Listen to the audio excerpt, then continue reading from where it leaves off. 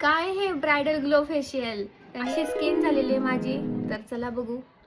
Hello guys, आगळा वेगळा video घेऊन आलेले आहे. पण ट्राय करूया की ते रिझल्ट कसा येतो, म्हणजे मला पण सगळ्यांना सजेस्ट करता येईल. आणि अरोमा मॅजिकचा आहे हे फेशियल.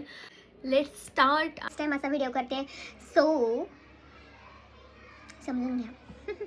तर मी पहिले घेतलं आहे फेस क्लिन्झर आणि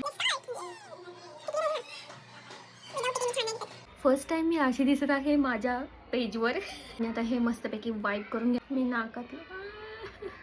आता नेक्स्ट घेतलेला आहे एक्सपोल जेल. तर ह्यानी मस्तपैकी मसाज करून घ्यायचा. मी खूप एक्सायटेड होते, ते वालं मी आता यूज करणार आहे. जेव्हा मुलीला काही जमत नाही तेव्हा त्याची पप्पा असतात. सिरम यूज करणार आहे. हा मसाज झाल्यावर आहे ना, पूर्ण हे असंच वाळून द्यायचं. हे अजिबात वाईप करायचं नाही, काय नाही, असंच ठेव. तर नरिशिंग क्रीम आपल्याला ह्याच्यावरच लावायची आहे, विदाऊट वाईप, म्हणजे वाईप न करता.